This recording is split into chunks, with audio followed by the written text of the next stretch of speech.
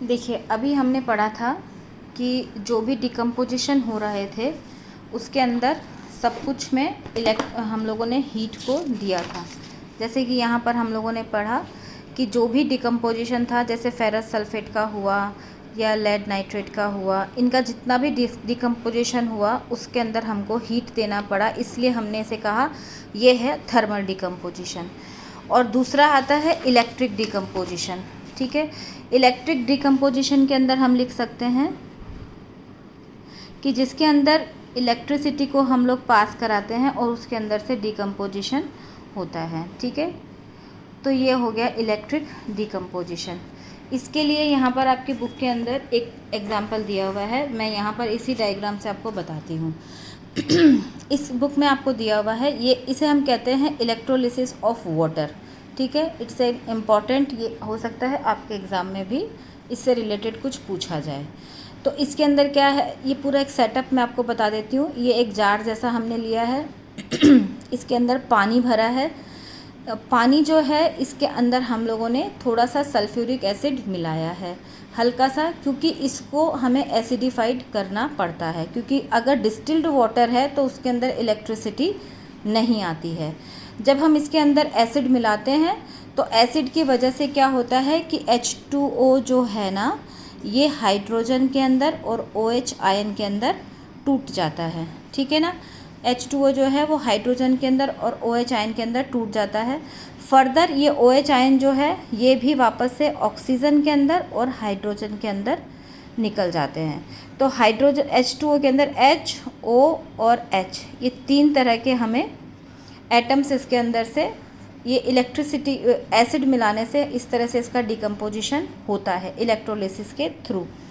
अब इसके अंदर क्या है, इस सेटअप में आप देखिए कि जैसे यहाँ पर हमने एक बैटरी लगाया, इस बैटरी का जो प्लस है उससे हमने एक कार्बन का रोड लगा दिया और इसके अंदर से ये इस तरह से जो ये ग्लास ट्यूब्स है, टेस्ट ट्यूब्स है, उनको उल्टा करके उनके ऊपर रख दिया गया है। ठीक है, अब जब हम इस बैटरी को स्टार्ट करते हैं, यहाँ पर इसके अंदर से एक को प्लस दूसरा माइनस है, जो प्लस है वो एनोड, जो माइनस है वो कैथोड होता है।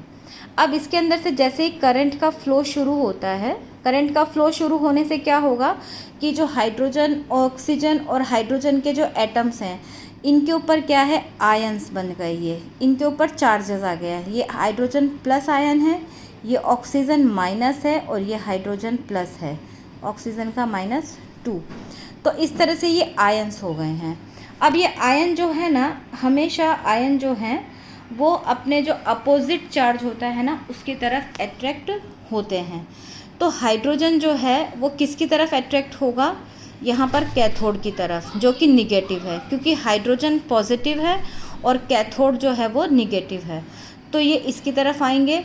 और ऑक्सीजन जो माइनस है वो कहाँ आएगा, पॉजिटिव की तरफ, क्योंकि यहाँ पर पॉजिटिव है और ये निगेटिव है, तो ये हमेशा अपोजिट अट्रैक्ट, तो इस तरह से होता है। तो जब हम इसके अंदर इलेक्ट्रोलिसिस शुरू करते हैं तो हम देखते हैं कि पहले टेस्ट ट्यूब के अंदर जो पानी पूरी तरह से भरा हुआ था वो पानी अब नीचे जाने लगा है। ठीक है, ऑक्सीजन जो है, चूँकि एनोड की तरफ ऑक्सीजन आया है तो यहाँ पर ऊपर में हमको ऑक्सीजन गैस मिलेगी, ये खाली होने लगेगा, और दूसरा कैथोड की तरफ हमें हाइड्रोजन गैस मिलेगी।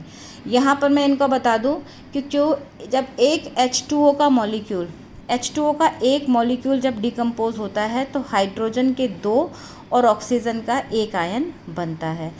तो जो गैस यहाँ पर मिलेगी उसमें हाइड्रोजन जो है ना वो ऑक्सीजन से हमेशा डबल होगी।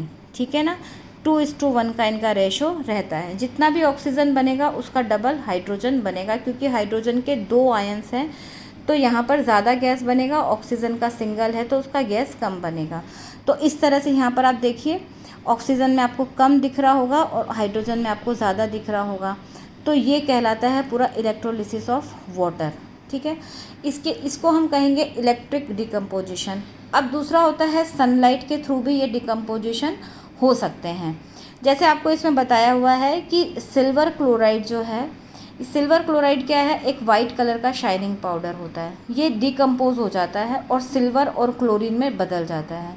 और सिल्वर जो है वो क्या होता है, यहाँ पर आपको दिया हुआ है AgCl है, सनलाइट के प्रेजेंस में Ag और Cl2 में चेंज हो जाता है, इसका कलर चेंज हो जाता है, ये वाइट से ग्रे कलर का हो जाता है।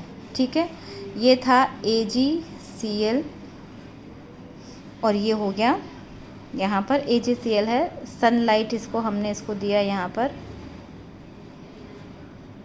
तो ये बदल गया यहाँ पर Ag में और Cl2 में, इसको हम कर देंगे बराबर इस तरह से। ये था वाइट और ये हो गया ग्रे कलर का। ठीक है, तो ये इस तरह से ये रिएक्शन भी हो सकता है। Same reaction aluminium